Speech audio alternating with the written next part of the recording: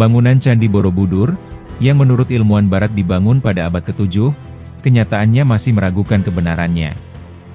Di mana mereka menolak uji coba emisi karbon untuk mengetahui usia yang sebenarnya pada batu candi ini. Bahkan Perserikatan Bangsa-Bangsa seluruh dunia, sampai saat ini belum ada yang berani melaksanakan tantangan ini. Candi Borobudur dikelilingi danau purba dan merupakan instrumen monumen falsafah panunggalan terlengkap dan terbesar di dunia. Bisa jadi, ia dibangun ketika manusia Jawa belum mengenal aksara tulisan, mengingat tidak ditemukan tanda prasasti di sekitarnya.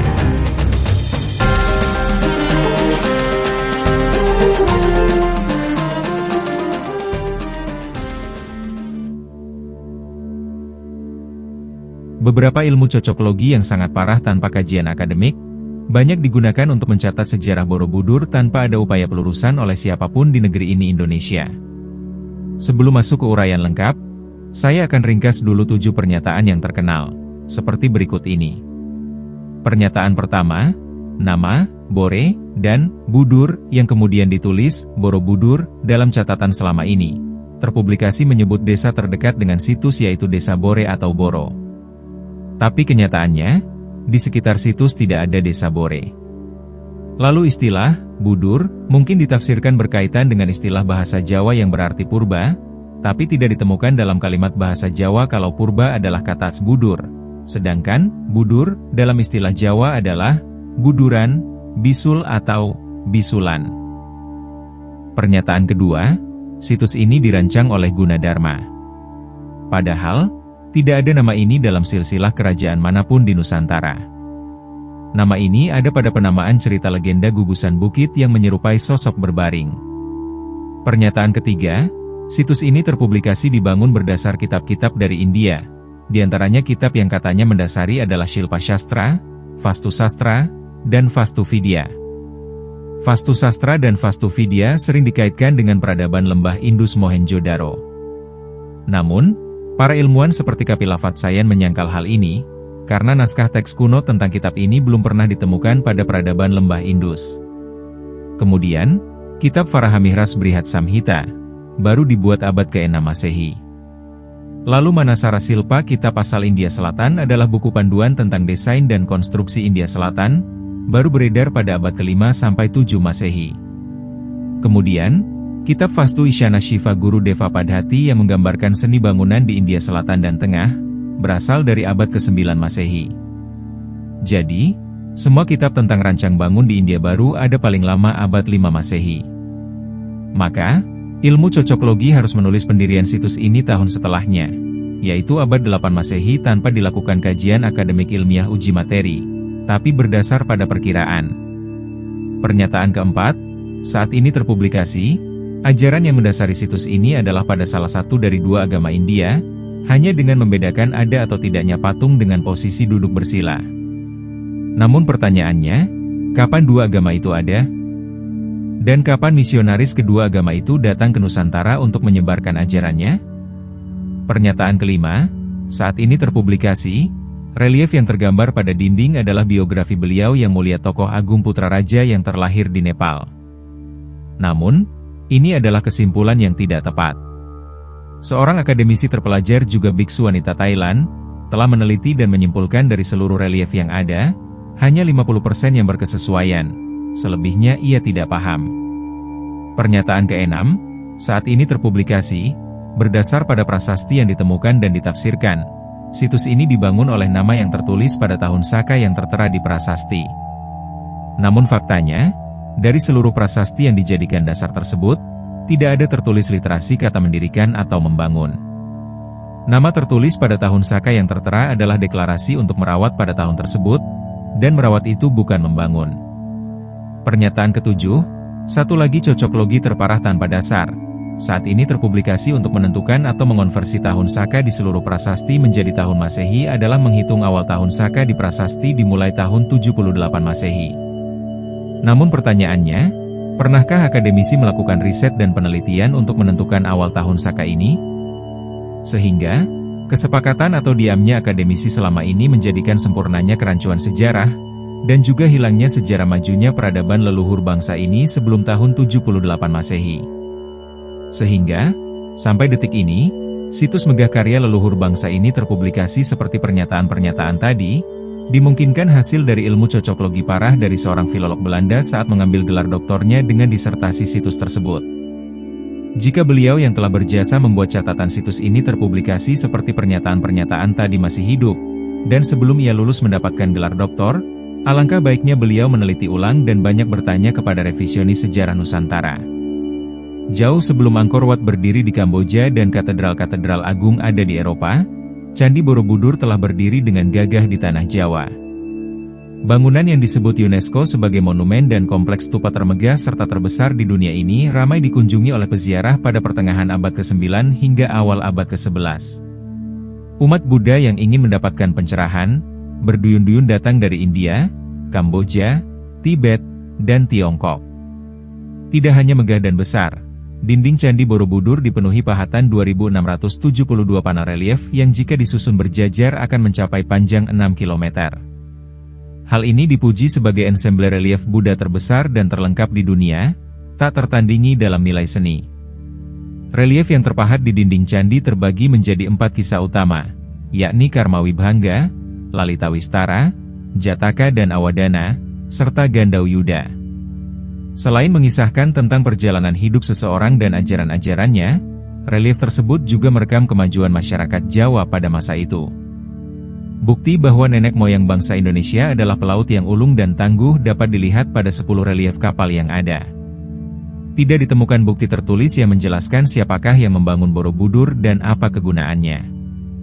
Waktu pembangunannya diperkirakan hanya berdasarkan perbandingan antara jenis aksara yang tertulis di kaki tertutup Karmawibhanga dengan jenis aksara yang lazim digunakan pada prasasti kerajaan abad ke-8 dan ke-9. Diperkirakan Borobudur dibangun sekitar tahun 800 Masehi. Kurun waktu ini sesuai dengan kurun antara tahun 760 dan 830 Masehi, masa puncak kejayaan Wangsa Shailendra di Jawa Tengah, yang kala itu dipengaruhi kemaharajaan Sriwijaya. Terdapat kesimpang siuran fakta mengenai apakah raja yang berkuasa di Jawa kala itu beragama Hindu atau Buddha. Wangsa Shailendra diketahui sebagai penganut agama Buddha aliran Mahayana yang taat, akan tetapi melalui temuan prasasti Sojomerto menunjukkan bahwa mereka mungkin awalnya beragama Hindu Siwa. Berdasarkan prasasti Kayumungan yang bertanggal 26 Mei 824, Candi Borobudur dibangun oleh Raja Samaratungga antara abad ke-8 hingga abad ke-9, berbarengan dengan Candi Mendut dan Candi Pawon. Proses pembangunan diperkirakan berlangsung selama 75 tahun di bawah kepemimpinan arsitek Gunadarma. Meski belum mengenal komputer dan peralatan canggih lainnya, bangsa kita mampu menerapkan sistem interlock dalam pembangunan candi. Sebanyak 60.000 meter kubik batu andesit yang berjumlah 2 juta balok batu yang diusung dari Sungai Elo dan Progo, dipahat, dan dirangkai menjadi puzzle raksasa yang menutupi sebuah bukit kecil hingga terbentuk Candi Borobudur. Penelitian mengindikasikan bahwa Borobudur tidak hanya memiliki nilai seni yang teramat tinggi. Karya agung yang menjadi bukti peradaban manusia pada masa lalu ini juga syarat dengan nilai filosofis. Mengusung konsep mandala, yang melambangkan kosmologi alam semesta dalam ajaran Buddha, bangunan megah ini dibagi menjadi 3 tingkatan, yakni, dunia hasrat atau nafsu, kamadhatu, dunia bentuk, rupa dhatu, dan dunia tanpa bentuk, arupa dhatu. Jika dilihat dari ketinggian, Candi Borobudur laksana ceplok teratai di atas bukit. Dinding-dinding candi yang berada di tingkatan kamadhatu dan rupa dhatu sebagai kelopak bunga, sedangkan deretan stupa yang melingkar di tingkat arupa dhatu menjadi benang sarinya. Dunia mulai menyadari keberadaan bangunan ini sejak ditemukan tahun 1814 oleh Sir Thomas Stamford Raffles yang saat itu menjabat sebagai Gubernur Jenderal Inggris atas Jawa. Sejak saat itu, Borobudur telah mengalami serangkaian upaya penyelamatan dan pemugaran, kemungkinan sekian lama telah tertutup debu tanah rawa akibat berbagai bencana alam seperti letusan gunung berapi. Dan proyek pemugaran terbesar digelar pada kurun 1975 hingga 1982 atas upaya pemerintah Republik Indonesia dan UNESCO.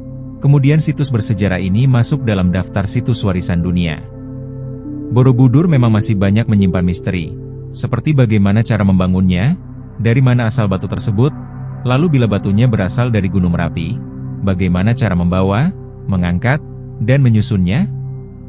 Letak Borobudur yang tak biasa berada di atas bukit, dikelilingi dua pasang gunung kembar, Sindoro Sumbing dan Merbabu Merapi. Pada tahun 1931, seniman dan pakar arsitektur Hindu-Buddha, W.O.J. Niewenkamp, mengajukan sebuah teori bahwa dataran Kedu yang merupakan lokasi Borobudur berdasarkan legenda Jawa, dahulunya adalah sebuah danau purba. Borobudur dibangun melambangkan bunga teratai yang mengapung di atas permukaan danau. Niewenkamp beranggapan desain arsitektur Candi Borobudur pada dasarnya merupakan representasi dari bentuk bunga Padma. Bangunan raksasa itu didirikan untuk melukiskan bunga teratai sebagai penghormatan atas Buddha Maitreya. Secara mitologis, sosok ini dinarasikan lahir dari rahim bunga teratai. Pada tahun 1937, Niewenkamp melakukan penelitian lanjutan. Ia mempelajari topografi daerah di sekitar Candi Borobudur. Hasil penelitiannya pernah dimuat di harian Algemeen Handelsblad pada 2 Mei 1937. Dari rekonstruksi Niewenkamp itu diandaikan, Candi Mendut dan Candi Pawon yang berada pada garis lurus dengan Candi Borobudur, berada di daratan dengan lokasi di tepian danau. Dari Candi Pawonlah, dapat diperoleh panorama Borobudur yang paling bagus. Bahkan menurutnya, bangunan candi itu dahulu dicat berwarna putih dengan semen kuno yang bernama Bajralepa. Jika kita berada di posisi puncak stupa terbesarnya dan melihat ke kawasan sekitar candi itu, maka akan timbul kesan candi itu seperti sengaja dibangun di atas suatu bukit kecil di tengah hamparan dataran yang luas. Melayangkan pandang menyisiri panorama alam di sana, segera terlihat bukit-bukit pegunungan menoreh. Di antara gunung-gemunung itu, tampak seolah-olah ada pegunungan yang menyerupai sosok manusia tengah tidur. Menyaksikan panorama itu, para turguide sering berseloroh, itulah Buddha tidur. Nama, Borobudur, yang kemudian ditulis, Borobudur, kemungkinan ditulis Raffles dalam tata bahasa Inggris untuk menyebut desa terdekat dengan candi itu, yaitu Desa Bore, yang mana kebanyakan candi memang seringkali dinamai berdasarkan desa tempat candi itu berdiri. Raffles juga menduga bahwa istilah Budur mungkin berkaitan dengan istilah Buddha dalam bahasa Jawa yang berarti purba, maka jadi bermakna Boropurba. Tetapi, arkeolog lain beranggapan bahwa nama Budur berasal dari istilah Budara yang berarti gunung. Banyak teori yang berusaha menjelaskan nama candi ini. Salah satunya menyatakan bahwa nama ini kemungkinan berasal dari kata Sambara Budara, yaitu artinya gunung di mana di lereng-lerengnya terletak teras-teras. Selain itu terdapat beberapa etimologi rakyat lainnya. Misalkan kata Borobudur berasal dari ucapan para Buddha yang karena pergeseran bunyi menjadi Borobudur. Penjelasan lain ialah bahwa nama ini berasal dari dua kata, bara dan beduhur. Kata bara konon berasal dari kata vihara, sementara ada pula penjelasan lain di mana bara berasal dari bahasa Sanskerta yang artinya kompleks candi atau biara, dan beduhur artinya ialah tinggi atau yang berarti di atas.